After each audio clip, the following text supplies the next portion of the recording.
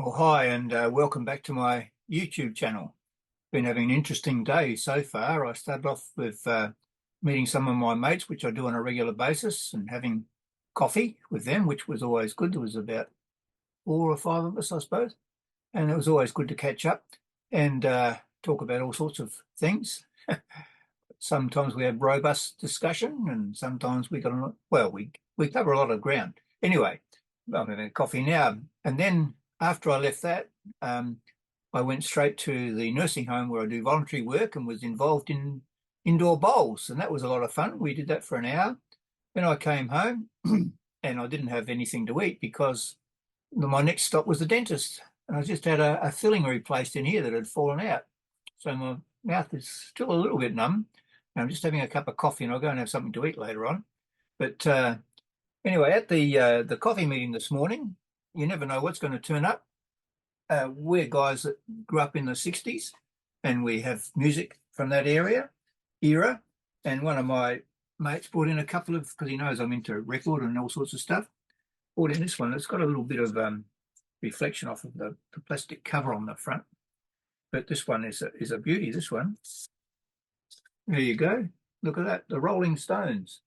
And Give Me Shelter LP. And that's got Jumpin' Jack Flash, Love in Vain, Honky Tonk Women, Street Fighting Man, Sympathy for the Devil, Under My Thumb, Time Is on My Side, I've Been Loving You Too Long, Fortune Teller, Lady Jane, and I Can't Get No Satisfaction.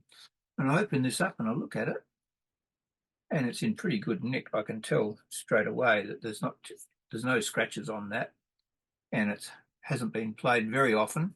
I always look at the marks around where the hole is, and if you see lots and lots of wriggly marks, this means it's used a lot because people have been trying to find where to put it down, and they make some marks on that, but there's very few marks.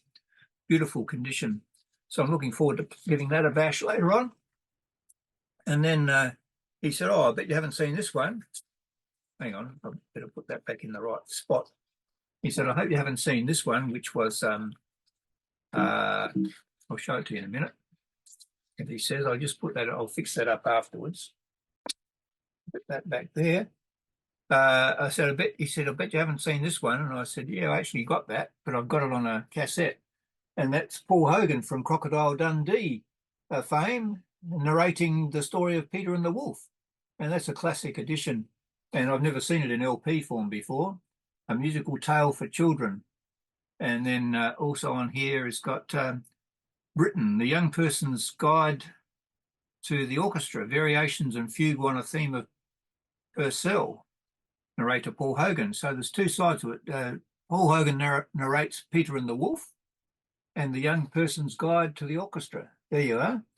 And I think this one's in pretty good condition too. Yeah, look, I don't know whether he'd even played that. There's hardly any mark to speak of on there. So that's a beauty.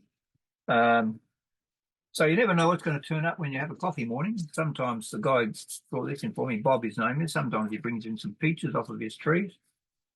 And one of my other mates is always ringing me up when he's on garage sales and telling me, "Oh, there's a camera here, Jeff, you should be interested in that." So we have a good time. Anyway, where was I? What I thought I might do today is I thought I might start going through my camera history with the cameras I've had over the years and just do a quick recap on some of them. Where I can find photographs that I've taken with them, I'll probably show them to you. And some of the cameras I've sold, but I have done reviews about them before, so I'll link back to them when I get to some of those cameras. But this first one here I'm going to show you, I'm going to read from the screen in a minute. You cannot minimize Zoom when you are recording this meeting. Okay, so I'm not going to minimize the Zoom. So I'm going to I'm just going to put that to one side, and I'll just share what this camera is. I've got some specifications on DP Review of what it is, but I would have bought this back in 2003. And this was my first, here you go, there's a clue. It's an Olympus. And I'm now into the Olympus Micro 4/3 system, which I love. But this particular one here was the first digital camera I ever got. and there it is. It's the Olympus CamediaC-150 digital camera. You pull that open and it turns on at the back. And it's a beautiful little camera. I did have an identical film camera that looked almost exactly the same as this and operated the same way, which was quite interesting. I've since sold that one, but this I've still kept this. This is in basically as new condition. I didn't use it a lot, but it got me started in digital photography. And not long after this is when I got hold of my Pentax TD 6 megapixel digital camera. So this one here, the specifications of this, it's only a 2 megapixel camera, which was pretty basic. I mean, the phone cameras were about 2 megapixel back in those days. And so it was about the same as a phone. But anyway, when I got this, I thought I was the bee's knees. So I had a digital camera. I think I bought it maybe from the Torrensville Photo Lab, Fuji Photo Lab down at Torrensville, which is not far from where I worked. And I think they had it for sale. I think I bought it in there. Anyway, I started taking photos of people at work, and in fact, I even recommended one of my nieces buy one of those cameras when she was getting started in digital photography as well, wanted to buy a little digital camera because they were starting to come onto the market. But it's a beautiful little camera, and I'll just give you a close-up look at the back of it there. Hang on a second, I'll just get over here. There you go, and then there's the front. It's got a Olympus lens. It's a autofocus 5mm f2.8 lens. There you go. But I'll read the specifications off of the DP review. And this was when it was announced back in March the 2nd, 2003. This camera was launched. Olympus has today announced the entry-level D390. That was probably in America. In Europe and Australia, it was called the C150, which is what it is there, digital camera. This model is the successor to the D380 or the C120 model. The new camera is some 15% smaller than that which it replaces. It has a 2 megapixel CCD sensor and a fixed 38mm equivalent lens. The C150 stores its photos on an XD picture card.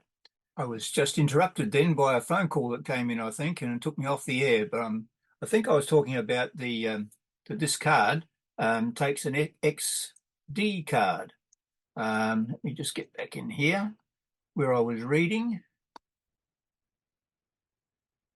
Yes, it takes an XD picture card, and it's powered by AA size batteries, and it features a 1.8-inch LCD monitor screen. The street price back then was $149. I'm presuming that's $149 American.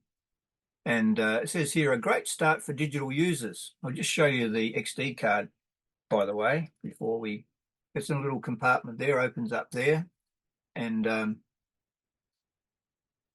all the Olympus cameras, I think, used to have these. There you are. It's a lot smaller than a normal SD card or a compact flash card. And they were fairly common to Olympus. I don't know whether anyone else had them, but you can probably still get them. But this was the one that came with the camera, and you could get larger configurations of that card. But if you used it at the highest resolution of 2 megapixels, you didn't get too many shots. Anyway, I'll just read out what it says. Olympus announces the launch of its latest entry-level digital camera, the C150, the perfect model for those who want to explore the world of digital photography. This compact 2 million pixel digital camera is available from the end of April with a recommended retail price, blah, blah, blah. It features a redesigned body. I think I might have read that to you before.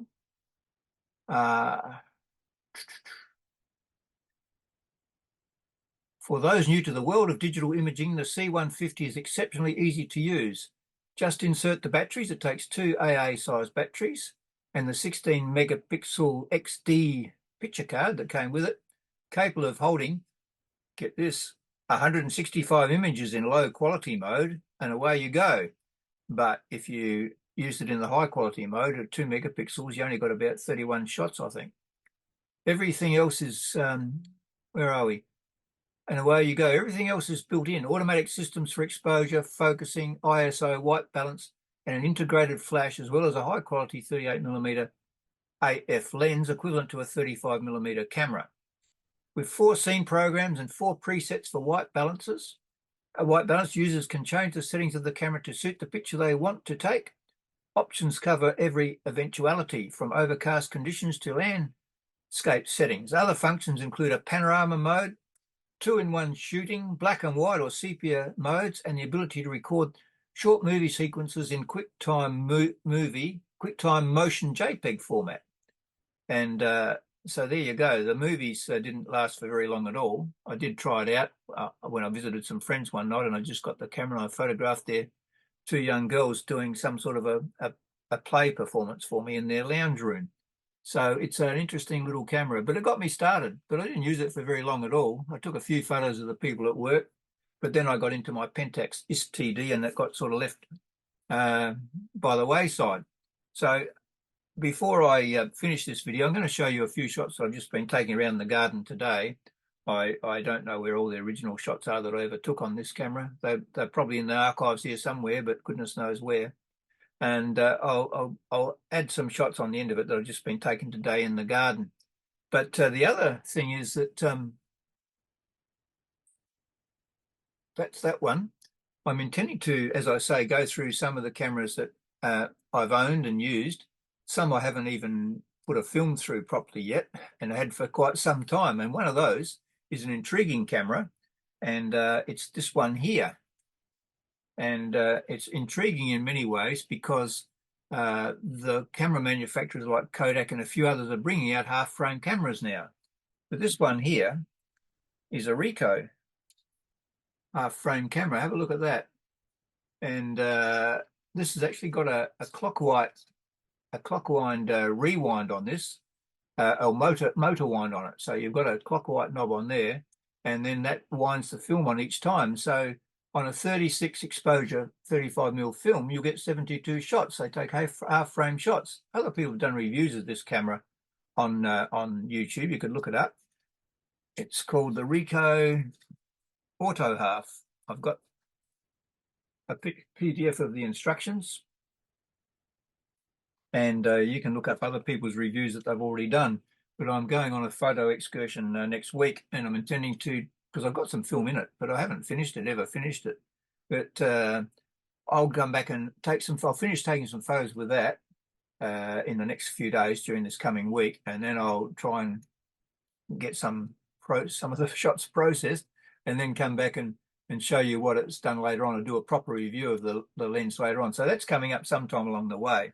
And I'm going to go through all my Canon, revisit my Canon digital SLRs and my Pentax ones and some of the film cameras. And so keep watching this space amongst all the other things that I'll be putting up here.